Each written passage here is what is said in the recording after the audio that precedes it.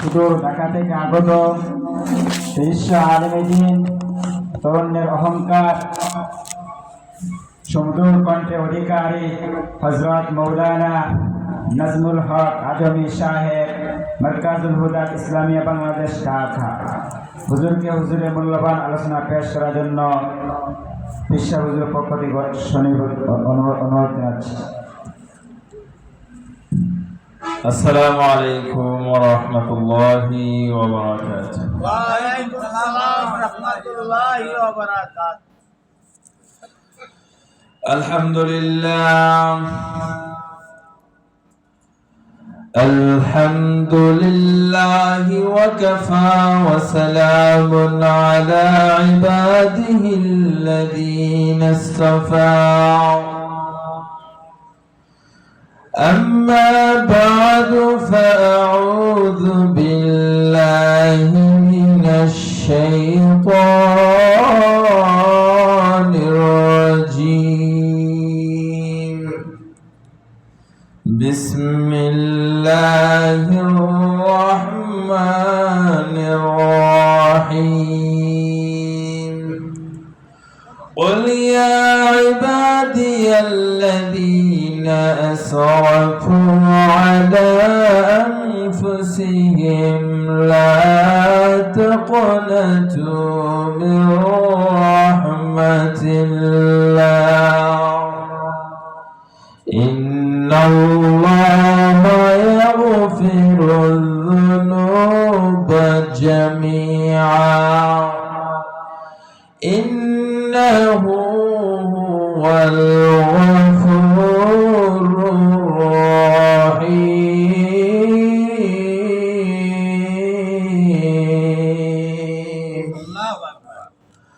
وقال تعالى سبحانك لا علم لنا إلا ما علمتنا إنك أنت العليم الحكيم. إن الله وملائكته يصلون على النبي يا أيها الذين آمنوا صلوا عليه وسلموا تسليما.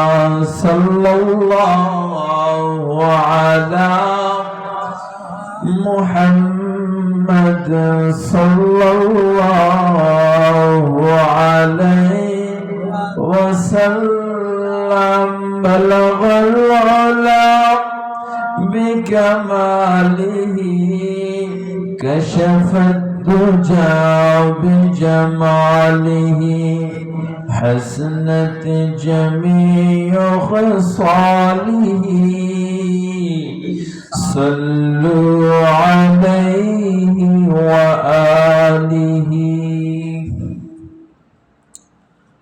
আলহামদুলিল্লাহ, দীর্ঘ রাত হয়ে গেছে, রাত্র প্রায় ৩টা বেজে গিয়েছে। তারপরও আল্লাহ পাক রব্বুল আলামিন আমরা যারা এখানে উপস্থিত আছি, আল্লাহ পাক আমাদেরকে বড় মায়া করে মহব্বত করেন বিধায় এই যিকরুল্লাহর মজলিসের মধ্যে আল্লাহ পাক আমাদেরকে উলামায়ে কেরামদের জবান থেকে পবিত্র কুরআনুল কারীম এবং নবী মুহাম্মদুর রাসূলুল্লাহ সাল্লাল্লাহু আলাইহি ওয়াসাল্লামের হাদিস সমূহ থেকে কিছু নসিহত কথাবার্তা শোনার মতো সুযোগ করে দিয়েছেন, তৌফিক দান করেছেন। এই জন্য আল্লাহ পাকের শুকর আদায় করি আলহামদুলিল্লাহ। রাত্র অনেক হয়ে গেছে, মনে হচ্ছে আমরা এখানে কতিপয় কয়েকজন না, এই মাহফিলের মধ্যে আল্লাহ তাআলার অগণিত রহমতের ফেরেশতা রয়েছে। সুবহানাল্লাহ। আল্লাহ পাক আমাদেরকে পছন্দ করেছেন বিদায় আল্লাহ আমাদেরকে নির্বাচন করেছেন। পৃথিবীর মধ্যে আল্লাহ পাক রব্বুল আলামিন মানুষ প্রেরণ করেছেন অগণিত, লক্ষ লক্ষ কোটি কোটি, কিন্তু লক্ষ লক্ষ কোটি কোটি মানুষের হেদায়েতের জন্য আল্লাহ পাক নির্দিষ্ট কতিপয় কয়েকজন নবী রাসূল প্রেরণ করেছেন। 1,24,000 মতান্তরে 2 লক্ষ পয়গম্বর আল্লাহ তাআলা দুনিয়ার মধ্যে প্রেরণ করেছেন লক্ষ লক্ষ কোটি কোটি মানুষের হেদায়েতের জন্য। আল্লাহ পাক রব্বুল আলামিন আমাদের কল্যাণ, আমাদের মঙ্গল, আমাদের ভালাই চেয়েছেন বিদায় এই জিক্রুল্লাহর মজলিসের মধ্যে আল্লাহ আমাদেরকে নির্বাচন করেছেন। সুবহানাল্লাহ। যদি আল্লাহ কবুল না করতেন, আল্লাহ যদি পছন্দ না করতেন, এই মজলিসের মধ্যে আসার এবং বসার মতো তৌফিক হইতো না। আমাদের মতো আপনাদের মতো কত মানুষ রাস্তাঘাটে অযথা ঘুরতেছে, টিভি সিনেমার মাধ্যমে সময় নষ্ট করতেছে, মোবাইলের মাধ্যমে সময় নষ্ট করতেছে, কিন্তু কোরআন হাদিসের কথা শুনবে, নিজের অন্তরকে পরিশুদ্ধ করবে, এরকম সুযোগ, এরকম তৌফিক তার হচ্ছে না। সে হচ্ছে সবচেয়ে বড় হতভাগা। আল্লাহ পাক রব্বুল আলামিন সূরাতুশ শামসের মধ্যে কতিপয় অনেকগুলা জিনিসের কসম খাইয়া বলেন, قد أفلح من زكاها وقد خاب من دساها। আল্লাহ অনেকগুলা জিনিসের কসম খাইয়া বলতেছেন, যে নিজের আত্মাকে পরিশুদ্ধ করতে পেরেছে, আত্মসংশোধন, সে ব্যক্তি সফল কাম হয়েছে। সুবহানাল্লাহ। আর যার আত্মা কলুষিত হয়ে গেছে, মারিফত, আল্লাহর মারিফত হাসিল হয় নাই, আল্লাহর ইবাদত বন্দেগীর স্বাদ যে অন্তরের মধ্যে তৈরি হয় নাই, ওই অন্তর ধ্বংস হয়ে গেছে। আল্লাহ পাক রব্বুল আলামিন আমাদেরকে কবুল করছেন বিদায় আমরা এখানে এখনো বসে রয়েছি। ইনশাআল্লাহ শেষ রাত্রে দোয়া করে তারপরে ইনশাআল্লাহ আমরা বাড়িতে যাব। আল্লাহ তাআলা আমাদের সকলকে তৌফিক দান করুক। সকলে বলেন আমিন। আমি আপনাদের সামনে সূরাতুজ জুমারের একখানা আয়াতে কারিমা তেলাওয়াত করেছি। এই আয়াতটা হলো সবচাইতে আশা সঞ্চারক, উম্মতে মুহাম্মাদী সাল্লাল্লাহু আলাইহি ওয়াসাল্লামের জন্য সবচাইতে বড় খুশি এবং আনন্দের, আল্লাহ যে ক্ষমা করবে এমন একটা সবচাইতে বড় আশা সঞ্চারক আয়াত হলেন এই আয়াত। সুবহানাল্লাহ। আল্লাহ পাক রব্বুল আলামিন বলেন, হে নবী আপনি জানায়া দেন, قل يا عبادي الذين أسرفوا على أنفسهم لا تقنطوا من رحمة الله। আল্লাহর রহমত থেকে নৈরাশ হওয়া যাবে না। প্রত্যেক মুমিন বান্দা আল্লাহর রহমতের উপর ভরসা করা ফরজ। আল্লাহর রহমতের উপর ভরসা করা কি ফরজ। আজকে তো আমরা হালকা বিপদে পড়লে আল্লাহকে বলে যে আল্লাহ বুঝি আমারে দেখে না, নাউজুবিল্লাহ বলেন। খেত করছেন, ফসলের জমি নষ্ট হয়ে গেছে, আল্লাহর পক্ষ থেকে পরীক্ষা মনে করে সবর করতে হবে। যদি এই কথা বলি আল্লাহ কি আমাকেই দেখেছে, অন্য কাউকে দেখে নাই, তাহলে মনে হবে আপনি আল্লাহর রহমত থেকে নৈরাশ হয়ে গেছেন। আল্লাহ পাক রব্বুল আলামিন বলেন, বান্দারে লা তাকনাতু মির রাহমাতিল্লাহ, আমি আল্লাহর রহমত থেকে নৈরাশ হওয়া যাবে না। আল্লাহ পাক রব্বুল আলামিন বান্দাদেরকে ক্ষমা করে দিবেন। আল্লাহ রহমান, আল্লাহ রহিম, এই নামের উসিলায় আল্লাহ মাফ করে দিবেন। হাদিস শরীফের মধ্যে আছে, আল্লাহ রাসূল বলেন, ইন্না লিল্লাহি মিআতা রাহমা ফাআনজালা মিনহা ওয়াহিদা। আল্লাহ তাআলার ধন ভান্ডারে একটা নয়, দুইটা নয়, 100 রহমতের ভান্ডার আছে। কয় শত? 100 রহমতের ভান্ডার আছে। সেই 100 রহমতের ভান্ডার থেকে আল্লাহ পাক শুধুমাত্র একটা রহমত আল্লাহ দুনিয়ার মধ্যে নাজিল করছেন। সুবহানাল্লাহ। সেই রহমতের কারণে আজকে আমরা এখানে বসে রয়েছি, একে অপরের সাথে মহব্বত, ভালোবাসা, ছেলে সন্তানকে ভালোবাসে, সন্তান তার বাবাকে ভালোবাসে, পিতা তার সন্তানকে ভালোবাসে, স্বামী তার স্ত্রীকে ভালোবাসে, স্ত্রী স্বামীকে ভালোবাসে, পশু পাখি একটা আরেকটারে মহব্বত করে ভালোবাসা। এই দুনিয়ার মধ্যে যে ভালোবাসা মহব্বত সবগুলো মাত্র একটা রহমতের বরকতে।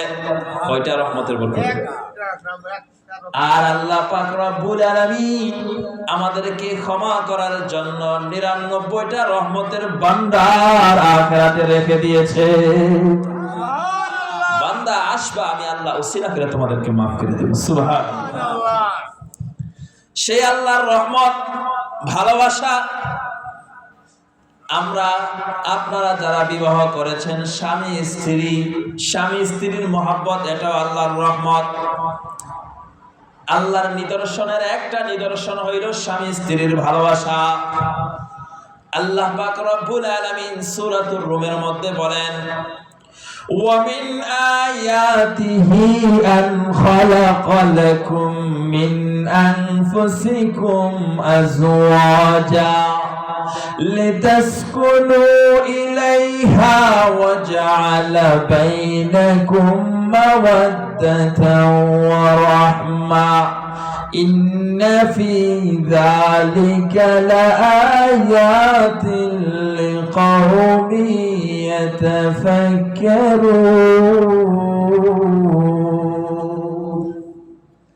আল্লাহ পাক রব্বুল আলামিন বলেন, বান্দা আমি আল্লাহ পাক রব্বুল আলামিন, আমি যে তোমাদের রব, আমি যে তোমাদের সৃষ্টিকর্তার একটা নিদর্শন হইল, আমি আল্লাহ দুনিয়াতে তোমাদের প্রত্যেকের জন্য, আমি আল্লাহ পাক রব্বুল আলামিন তোমাদের জন্য তোমাদের জীবন সঙ্গিনী সৃষ্টি করে দিয়েছি। সুবহানাল্লাহ বলেন। আপনারা বিবাহ করছেন, যেই মাকে আমার বাবা বিবাহ করছেন বা আপনারা বিবাহ করছেন, জীবনে কোনোদিন আপনার স্ত্রী দেখেছেন? এমনও তো আছে জীবনে কোনোদিন স্ত্রীকে দেখে নাই, কিন্তু পছন্দ হয়েছে, বিবাহ করছে, সারা জীবনের আপন হয়ে গেছে। এই যে মহব্বত ভালোবাসা, এটা কার পক্ষ থেকে? লিতাসকুনু ইলাইহা ওয়া জাআলা বাইনাকুম মাওয়াদ্দাতাও ওয়া রাহমা।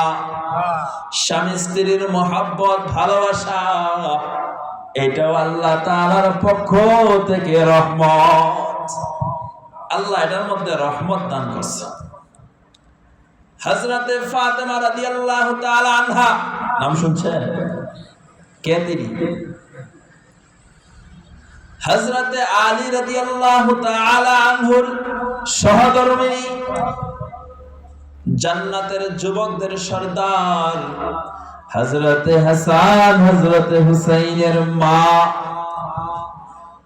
বিশ্ব নবী আকা নামদার তাজদারে মদিনা, নবী দুজাহা সাইয়্যিদুল কাউনাইন, নবী মুহাম্মদুর রাসূলুল্লাহ সাল্লাল্লাহু আলাইহি ওয়াসাল্লামের কলিজার টুকরা, সবচেয়ে আদরের মেয়ে হযরতে ফাতেমা।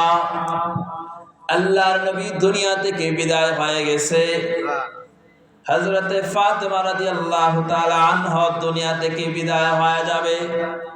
উনি যেদিন দুনিয়া থেকে বিদায় হয়ে যাবে, মাসটা ছিল রমজান মাস। কি মাস? রমজান মাস। রাত্রে বেলা উঠছে, সাহারি খাবে, শরীরের মধ্যে জ্বর দেখা দিয়েছে, প্রচন্ড জ্বর। হযরতে আলী রাদিয়াল্লাহু তাআলা আনহু, হাসান হুসাইন সবাইকে নিয়ে এই অসুস্থ অবস্থায় সাহারি খাইছে রোজা রাখার জন্য। শরীরের ভিতরে প্রচন্ড জ্বর। যখন ফজরের নামাজের সময় হয়ে গেছে, হযরতে আলী রাদিয়াল্লাহু তাআলা আনহু মসজিদের নববীর দিকে চলে গেছে। হযরতে ফাতেমা অসুস্থ শরীর নিয়ে ফজরের নামাজ পড়ার জন্য নামাজের মাসাল্লা বিছায়া নামাজের মসলার উপরে দাঁড়ায় গেছে, ফজরের নামাজ আদায় করবে। হযরতে আলী বেরিয়ে গেছেন মসজিদের নববীর মধ্যে নামাজ পড়ার পরে, দেরি না করে দ্রুত গতিতে বাড়ির মধ্যে ফিরে আসছে। স্ত্রী অসুস্থ। হযরতে আলী আয়েশা দেখে ফাতেমা নামাজের বিছানায় নাই। হযরতে আলী পেরেশান হয়ে গেলেন। বিবাহের পর থেকে হযরতে ফাতেমা ফজরের নামাজের মুসল্লার মধ্যে বসতেন, এশাকের নামাজ না পড়া পর্যন্ত বিছানা ছাড়তেন না। আজকে কেমন অসুস্থ হয়ে গেছে, ফজরের নামাজ পড়ার পরে নামাজের মসল্লার মধ্যে ফাতেমাকে দেখা যায় না। হযরতে আলী পেরেশান হয়ে গেছে, খুঁজতে লাগলেন, ঘরের ভিতরে খুঁজলেন, কোথাও পাওয়া যায় না। কিরে কোথায় চলে গেছে? খুঁজতে খুঁজতে গিয়ে দেখে যে রান্নাঘরের ভিতরে হযরতে ফাতেমা বিশাল বড় একটা বোলের ভিতরে হাসান হুসাইন রাদিয়াল্লাহু তাআলা আনহুমা এই দুইজনের যতগুলা কাপড় ছিল সবগুলা কাপড় একত্রিত করে সবগুলা কাপড় পানির মধ্যে ভিজাইছে ধৌত করবে। আর বিশাল অনেকগুলা আটা ছিল, এই আটাগুলা ভিজায় আটার খামিরা বানাইছে, রুটি তৈরি করবে। হযরতে আলী বলে, ফাতেমা ব্যাপারটা কি? তুমি অসুস্থ, তোমার শরীর ভালো না, তোমার শরীরে প্রচন্ড জ্বর, তুমি এইগুলা কেন করতেছো? হযরতে ফাতেমা বলে, আলী বিশাল বড় একটা এখানের মধ্যে একটা কারণ আছে, এটা আপনি জানেন না। ও আমার স্বামী, আপনি তো কিছু জানেন না। হযরতে আলী বলে, ব্যাপারটা কি আমার একটু বলো। হযরতে ফাতেমা বলে, স্বামী হ্যাঁ, আমি আজকে রাত্রে স্বপ্নে দেখেছি অন্ধকার রাত্রির মধ্যে আমার আব্বা জান রহমাতুল্লাহি আলাইহি আয়েশা কাকে জানে খুঁজতেছে। সুবহানাল্লাহ বলে। আব্বা জানকে? আব্বা জানকে? হযরতে ফাতেমা রাদিয়াল্লাহু তাআলা আনহার আব্বা জানকে হযরত বিশ্ব নবী রাহমাতুল লিল আলামিন নবী মুহাম্মদুর রাসূলুল্লাহ সাল্লাল্লাহু আলাইহি ওয়াসাল্লাম। হযরতে ফাতেমা বলে, স্বামী আমি স্বপ্নে দেখলাম আমার বাবা অন্ধকারের ভিতরে কারে যেন খুঁজতেছে। আমি দূর থেকে দেখি আমার বাবার চেহারা, আমি দৌড়ায় গেলাম, বাবা গো তুমি এই অন্ধকারের ভিতরে কাকে খুঁজতেছো? আমার বাবা বলে, মা ফাতেমা আমি তোমারই খুঁজতেছি। বাবা কি ব্যাপার, কোন কারণে আমারে খুঁজতেছো? আল্লাহর নবী বলে, এরে আমার মা, তোমারে একটা সুসংবাদ দেওয়ার জন্য আমি আসছি। কি সুসংবাদ? আল্লাহর নবী বলে, ফাতেমা আজকে তুমি রোজা রাখার জন্য হযরতে আলীর সাথে সাহারি করেছো, আর এই রোজার ইফতার তুমি আজকে আমি বিশ্বনবী রাহমাতুল লিল আলামিনের সাথে জান্নাতের দস্তরখানে করবে। ইফতার কোথায় করব? জান্নাতে নবীজির দস্তরখানে একসাথে ইফতার করব। সুবহানাল্লাহ। তার মানে এই স্বপ্নের ব্যাখ্যা কি বোঝায়? উনি দুনিয়ার মধ্যে জীবিত থাকবে নাকি আজকেই শেষ? হযরতে আলী বেহুশ হয়ে গেছে, শিশু বাচ্চার মতো কান্না শুরু করে দিয়েছে। হযরতে ফাতেমাকে জড়ায়া ধরে হযরতে আলী কান্না শুরু করেছে। হযরতে আলী বলে, ফাতেমা তুমি এটা কি শুনাইলা? আল্লাহর নবী দুনিয়া থেকে বিদায় হয়ে গেছে, বিশ্বনবী রাহমাতুল লিল আলামিন দুনিয়া থেকে বিদায় হয়ে যাওয়ার পরে আমি সবচাইতে বেশি যাকে ভালোবাসতাম, সবচাইতে বেশি যাকে মহব্বত করি, সে তো ছিলে তুমি ফাতেমা। আমি যখন বিশ্ব নবীকে মসজিদে নববীর মধ্যে নামাজ পড়তে যাইতাম, গিয়ে যখন বিশ্ব নবীকে না দেখতাম তখন মনের ভিতরে অনেক কষ্ট লাগতো। নিজের কষ্ট কাউকে দেখানো যায় না, বোঝানো যায় না, কিন্তু যখন এই মসজিদে নববী থেকে যখন এই ঘরে আসতাম, তোমার চেহারার দিকে তাকাইতাম, তখন বিশ্ব নবীকে না দেখার যে কষ্ট ছিল এটা আমার অন্তর থেকে দূর হয়ে যাইত। আরে ফাতেমা, এখন তুমি যদি দুনিয়া থেকে বিদায় হয়ে যাও, আমি আলী কার চেহারা দেখে নিজেকে সান্ত্বনা দিব, আমি কিভাবে নিজেকে স্থির রাখবো, আমি তো কিছু বুঝতেছি না। কান্না শুরু করে দিয়েছে। হযরতে আলীও কান্না করে, হযরতে ফাতেমাও কান্না শুরু করেছে। এই অবস্থায় হযরতে হাসান, হযরতে হুসাইন দুজন এসে উপস্থিত হয়ে গেছে। হযরতে হাসান মার গলা জড়ায় ধরছে, মা গো কি হয়েছে তোমার, কেন কান্না করতেছো? হযরতে হাসান বাবার গলা জড়ায় ধরছে, বাবা গো কি হয়েছে কিছুই তো বুঝলাম না। মাও কান্না করে, তুমিও কান্না করো, কেন কান্না করতেছো কিছুই বুঝতেছি না। হযরতে হাসানও কান্দে, হুসাইনও কান্দে, হযরতে ফাতেমাও কান্দে, হযরতে আলীও কান্দে, সবাই কান্দে। কেউ কাউকে সান্ত্বনা দেওয়ার মতো ভাষা খুঁজে পাচ্ছে না। হযরতে ফাতেমা তখন হযরতে হাসান, হযরতে হুসাইনকে ডেকে বলে, এরে আমার বাবা, এরে হাসান, এরে হুসাইন, তোমরা যাও, তোমার নানার কবরে চলে যাও। যখন ওই কোনো অশান্তি লাগতো, যখন ওই ওনারা কোনো যন্ত্রণা দিতেন, তখনই হযরতে ফাতেমা আল্লাহর নবীর কাছে পাঠায় দিতেন। হযরতে হাসান, হযরতে হুসাইন দুজন দৌড়ায় আল্লাহর নবীর কবরে চলে গেছে। গিয়ে আল্লাহর নবীর কবরের মধ্যে সালাম দিছে। আল্লাহর নবী কবর থেকে সালামের জবাব দিয়েছেন। সুবহানাল্লাহ বলেন। আল্লামা আশরাফ আলী থানভী রাহমাতুল্লাহি আলাইহি বলেন, হযরতে হাসান, হযরতে হুসাইন আল্লাহর নবীর কবরের পাশে গিয়ে যখন কথা বলতেন, ওনারা দুনিয়ার মধ্যে যেমন ভাবে রাসূলের সাথে কথা বলতেন, তারা আল্লাহর নবী দুনিয়া থেকে বিদায় হওয়ার পরেও তারা যখন নবীজির রওজায় গিয়ে নবীজিকে সালাম দিতেন, নবীজির সাথে কথোপকথন করতেন, আল্লাহর নবী তাদের প্রত্যেকটার কথার জবাব দিতেন। যেই কথাগুলা হাসান হুসাইন নিজের কানে শুনতো, কিন্তু তাদের আশেপাশে যারা আছে অন্য কেউ শুনতো না। হযরতে হাসান, হযরতে হুসাইন আল্লাহর নবী সাল্লাল্লাহু আলাইহি ওয়াসাল্লামের কবরের পাশে গিয়ে যখন সালাম দিয়েছেন, আল্লাহর নবী সালামের জবাব দিয়ে বলেন, এরে হাসান, এরে হুসাইন, এই সময় তোমরা আমার কবরের কাছে কেন আসছো? হযরতে হাসান বলেন, নানাজি আম্মা জান পাঠিয়েছে আপনার কাছে। আল্লাহর নবী বলেন, এরে হাসান যাও যাও, আজকে দৌড়ায় তোমার মায়ের কাছে চলে যাও, তোমার মাকে জীবনের শেষবারের মতো দেখা দেখে দাও। এখন থেকে চলে যাও, গিয়ে তোমার মায়ের চেহারার দিকে শুধু তাকায় থাকো। জীবনের যতবার মাকে দেখতে যাও, যতবার মাকে দেখতে চাও, জীবনের শেষ দেখা দেখে নাও। দৌড়ায়া যাও রে, দৌড়ায়া যাও, আজকের পর থেকে আর জীবনে কোনোদিন মায়ের চেহারা দেখতে পারবে না। হযরতে হাসান, হযরতে হুসাইন দুজন দৌড়ায় মায়ের কাছে চলে গেছে।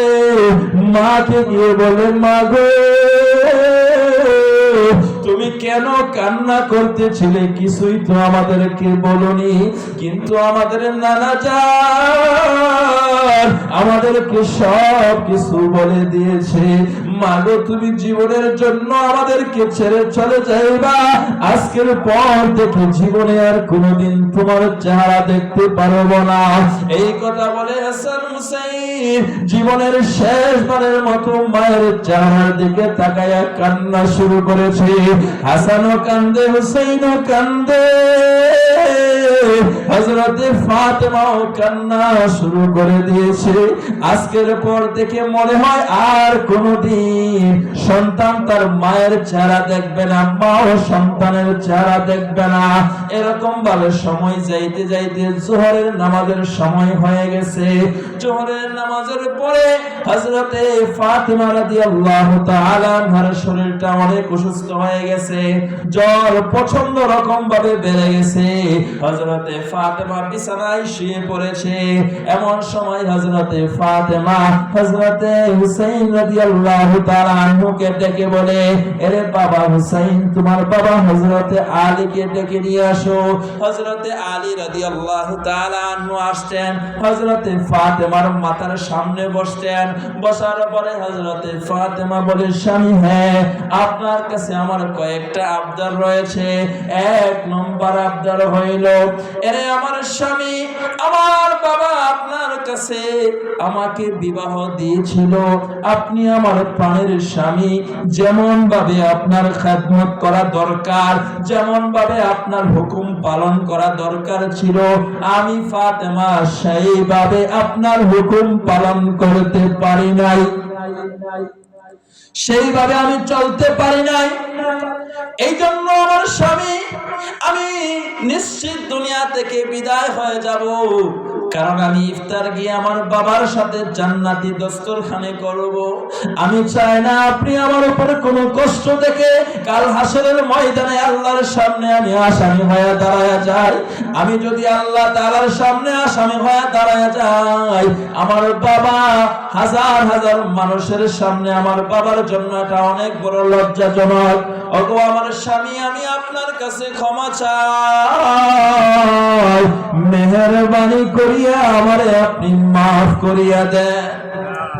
হযরতে আলী চোখের পানি ফেলায় ফেলায় বলে, ফাতেমা, এটা কি বলছো তুমি? আমি যে তোমাকে পেয়েছি এটা তো আমার ভাগ্যের ব্যাপার, আমি তো তোমার স্বামী হওয়ার কোনো যোগ্য না। আল্লাহর নবী বিশ্ব নবী রাহমাতুল লিল আলামিন বড় দয়া করিয়া তোমাকে আমার স্ত্রী হিসেবে কবুল করে নিয়েছে, তোমাকে আমার স্বামী হিসেবে কবুল করে নিয়েছে। এটা তো আমার সৌভাগ্য, তোমার মতো স্ত্রী পেয়েছি, এটা তো আমি স্বামী হিসেবে ধন্য।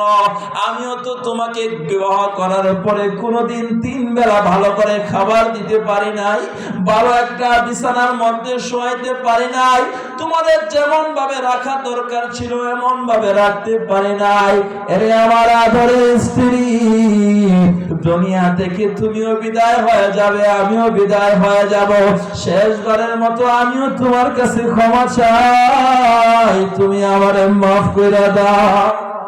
তারাও তো স্বামী স্ত্রী ছিল, স্বামী স্ত্রী। আজকে আমরাও তো স্বামী স্ত্রী। স্ত্রী দুনিয়া থেকে বিদায় হয়ে যাবে, স্বামীর কাছে ক্ষমা চায়, স্বামীও স্ত্রীর কাছে ক্ষমা চায়। স্ত্রী, আমিও তো তোমার হক আদায় করতে পারি নাই। আর এখন বর্তমান জমানার স্ত্রীরা স্বামীর কাছে ক্ষমা চাইবে দূরের কথা, উঠতে বসতে বলবে, তোর ঘর করার থেকে আমি আর শান্তি পাইলাম না, সারাটা জিন্দেগি শেষ করে দিলাম, তারপরে কোনো শান্তি।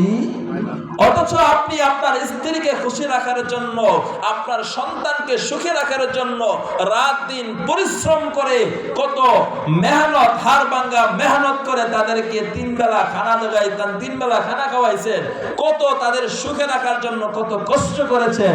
কিন্তু একটা মহিলা মুহূর্তের মধ্যে অস্বীকার করে বসে, তোমার মতো স্বামীর সাথে সংসার করে শান্তি পেলাম না। নাউজুবিল্লাহ। এজন্যই আল্লাহর নবী বলেন, উরিতু কুন্না আকসারা মিন আহলিন নার, আমি দেখছি জাহান্নামের অধিকাংশ অধিবাসীরা হলো মহিলা। কেন? তারা 2টা কাজ করত।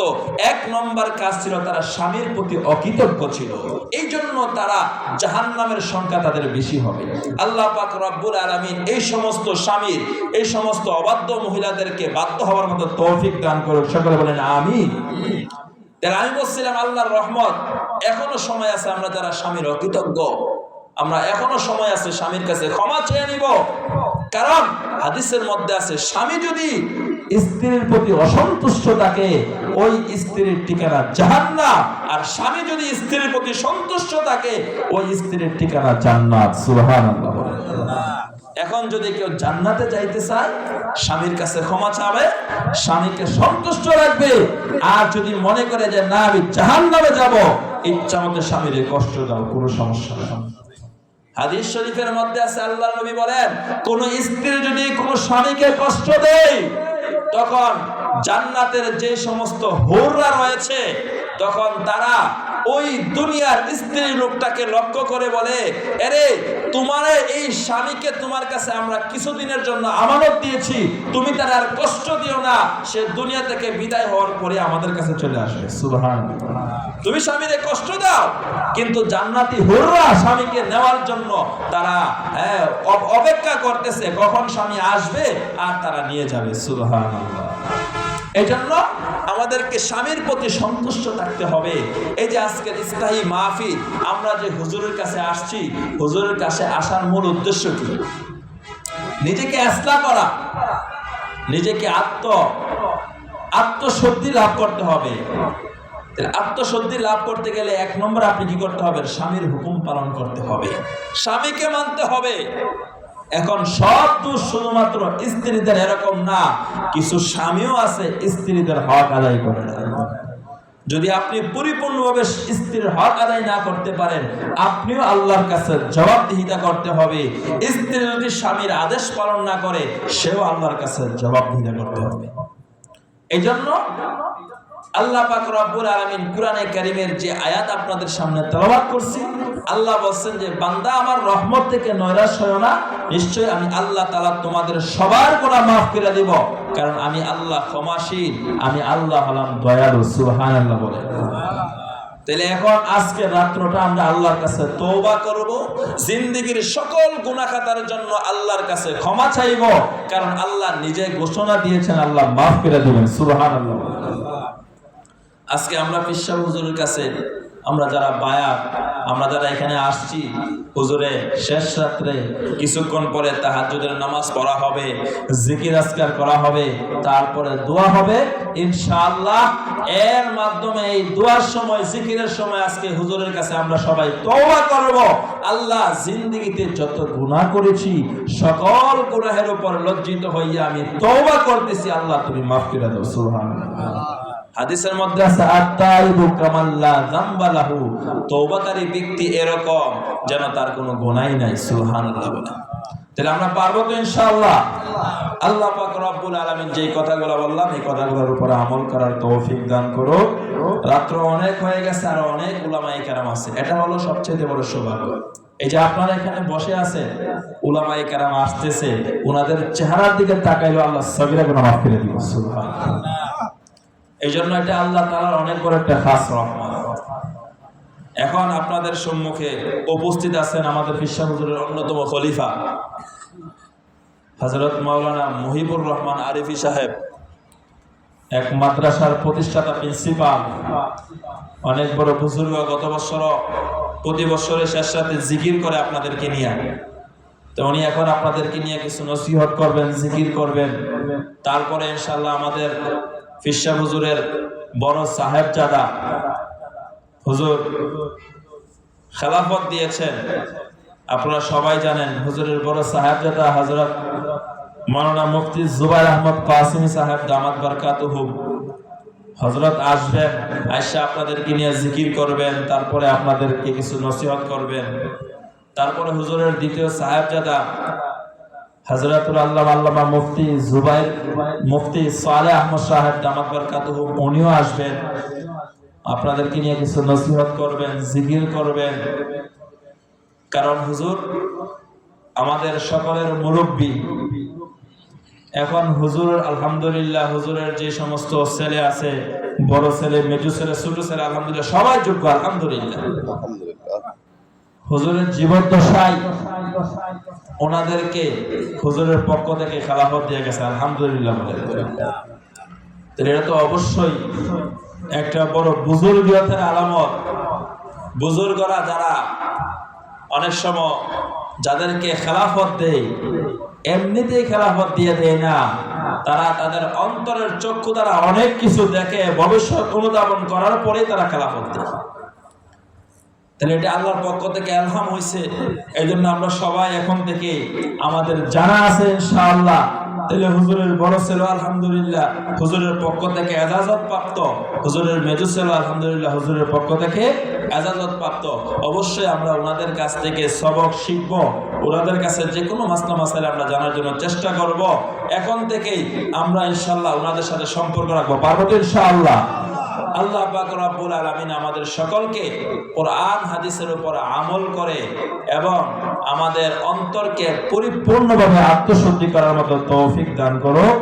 সকলে বলেন আমিন। ওয়া আখিরু দাওয়ানা আলহামদুলিল্লাহি রাব্বিল আলামিন। আলহামদুলিল্লাহ।